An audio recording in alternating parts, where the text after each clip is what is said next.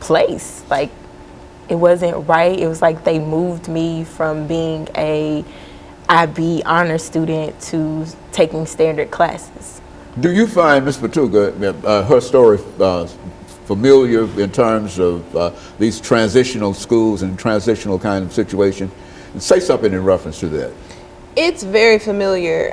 There are a lot of students who have infractions, and instead of them being dealt with in the classroom or even in the office, they're pushed out of schools, pushed into from expulsions, suspensions to alternative schools. I do know that Metro Public Schools is working on their alternative school program, and I want to acknowledge the work that they are doing and the support that they've even given to Gideon's Army as we get out in the community and do the work. However, right now there is an issue, and it's a national issue. It's not just Metro Public Schools, it's not just the state of Tennessee, but nationally there's an issue with zero tolerance where our students are being pushed out for a lot of reasons that are ridiculous, and they are not consistent across race.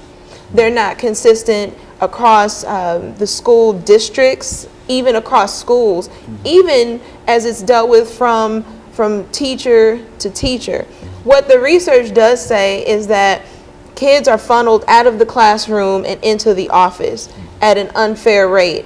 And once they get to the office, it's pretty consistent how they're suspended and expelled. However, we know that this definitely affects Black children, especially Black males, more than any other demographic. And that's when you control for behavior, for socioeconomic status. So it doesn't necessarily matter what they've done or what their economic status is. It's still very racially biased, and it's not necessarily white teachers doing this to Black children. It's just an issue where our boys are being funneled out of the school. In this case, Mashirka was caught up in that same system, which is unfortunate. Like she said, she was an IB student. I was involved at that time.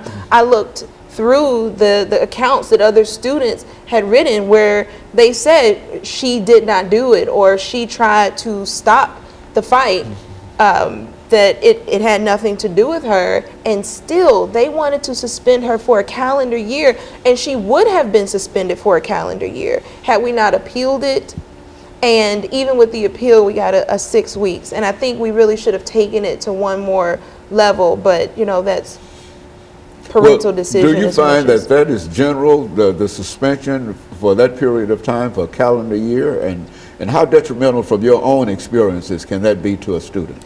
Suspending a student for any amount of time, expulsions, it's proven to be ineffective. Research says it is the most ineffective form of discipline in schools, and yet it's the most widely used. And we've known that since, I think one of the first studies was done by the Children's Defense Fund in 1975. So we've known this for a long time, but you know, resistance to change from the system, even resistance to change from the community, because it's what we're familiar with. So a lot of times we say, well, these kids are bad. We need to just get rid of the kids who are causing trouble. But people don't look at things from a systemic perspective, understanding that everybody is functioning within this system the way the system is designed.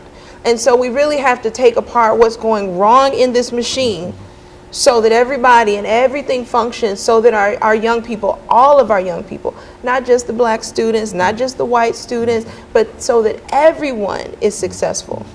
And so, Pastor Walker, looking at from your own experiences, how would you assess some of the things that are happening to our young men, especially? Because I think that while certainly Ms. Hughes' example is what happened to a female, but what about some of the young men that are caught up in the same kind of transitional kind of suspension kind of thing? Dr. Haney, I would imagine that it's happening in even greater numbers when it comes to the young males. I think they have the greatest incidences. I don't have the stats on that of being kicked out of school. You know, they call them expulsion. I call them kicked out. You know, because when I got kicked out of the school, I was kicked out of the school system. I had no chance to go get an education. As a matter of fact, I went into the military, went into the Navy, and ended up with a GED through OIC after I got out of the Navy. Those were options that were available to me then. You know, you throw a child out of school now, the options are limited, the peer pressures are there, then they get caught up in gangs and all kind of different other things. And that's the whole design of the system, to funnel them out of the school system into a negative setting somewhere away from the school system. You run into a lot of young black males, especially through my time going in and out of the prison system. I'm constantly out River Bend prison. You got to run into a lot of young black males that can't read, can't write. And one of the reasons for it is because they're not being taught while they're in school, because maybe you got a behavior issue that nobody cares to have enough compassion and concern to deal with and address. So as soon as a child gets in any kind of trouble, then zero tolerance kicks in. You get rid of the so-called bad apple. So now this so-called bad apple is in society with a mindset that says, I don't care because you didn't care for me. And that's what we're instilling in our youth when we do that type of stuff. When it comes to Miss Hughes, it's becoming dear to my heart because I have a granddaughter that's about to graduate from high school, and perhaps she didn't go through a lot of the things and experience some of the things that she experienced. And there are a lot of people with that mindset that says, well, it doesn't affect me and mine, and let them deal with it. But you can't have that mindset, because if it's affecting her, then it's affecting all of us. And all of us should be involved and come to, you know. Very good. And let's take this second commercial break, and we'll be back with our audience following this very, very short commercial break.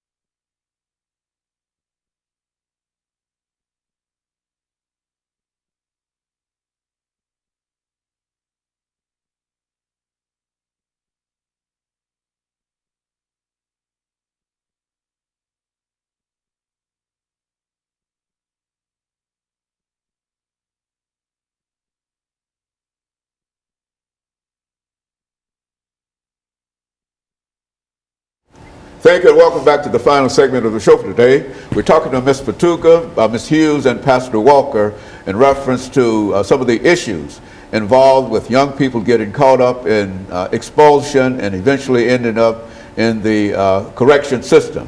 And of course, Ms. Fatuga, let's look at some of your experiences in terms of what we're talking about here today.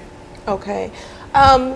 Well, I think one thing that I did want to bring up is that there are a lot of things that can be done to stop and destroy the prison pipeline at its roots. We've done a lot of research, and so we understand that, number one, zero tolerance policies have to be addressed.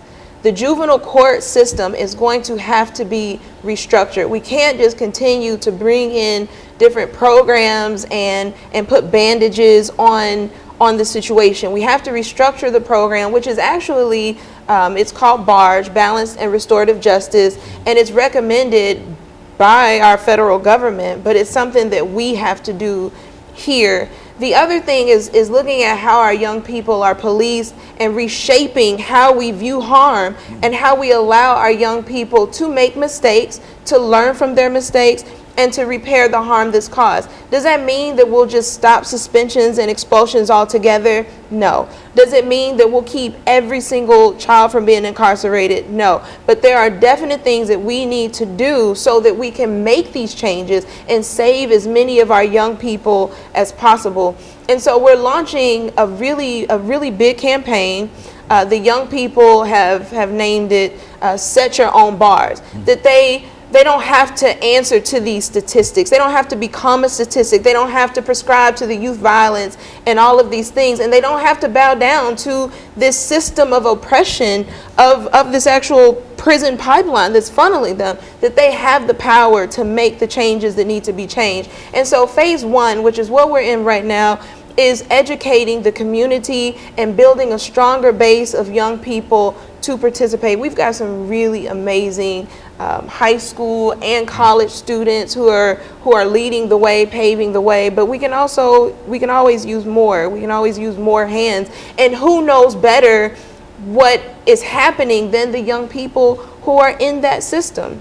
Ms. Hughes, when you think about some of the things that Ms. Fatuga has said here, can you build your own experiences into how you felt when you were expelled from the school system. I mean, what kind of emotions overwhelmed you during that time, and how long did you feel depressed and et cetera in reference to that? And what negative impact do you think that this had on your life? Well, I think the negative impact that it had on my life was it took me away. It took me off track. I wasn't able to finish and have the grades and apply for the colleges that I wanted to, or attend the things that I wanted to attend as a senior. I haven't been to prom. I haven't really did anything senior-wise, like senior week or anything like that. But I think when she said us naming our campaign Set Your Own Bars, even though that happened to me, I have always set my own bars. I have to want more for myself if no one else wants it for me. So we're just doing things with teens to get them out so they can be able to set their own bars. Like, it's a difference to set bars for somebody, but to set them for yourself and to want that for yourself is different. It's nothing wrong with having encouragement or someone to back you up, or just friends, someone to lean on, a shoulder or anything. So we have peace projects going on, and we're meeting every once in a while, and we're just coming up with strategies on how to deal with life in general. It's team-based. Everything is done through teams, by teams, and we're just looking for great ways to motivate people who want to be different and expect more, and who's willing to set their own bars. So would you say that the very fact that you were expelled for this period of time and that part of your academic educational career had such a negative impact on you that it was very, very difficult for you to overcome, and evidently you've overcome all of that, not perhaps all of that, but many things in your life before, up until now. But do you think that had a tremendous impact upon you deciding to come back into the system? Were you led by Ms. Fatuga? How did you simply overcome all of that, pull all of that together? Well, it was very hard because it was a gap between my reading and what I knew was best, and what I knew I could know in the future that would help me. And it was just a gap between my GPA, my ACT scores, everything was just a gap. And it's like, how could you put something back together if it's a gap? So just coming back to school, it was difficult, but I knew it had to be done, because if I don't have my high school diploma, how would I manage to get a great job in the future, or go to college if I want to do that, or even receive a higher paying job? So it was difficult, but it was all worth it. Like, Rashida helped me out. It was a bunch of college students who talked to me, different people that I got to meet, and just to hear their side of the story and what they go through and how they didn't stop. I was just stay persistent.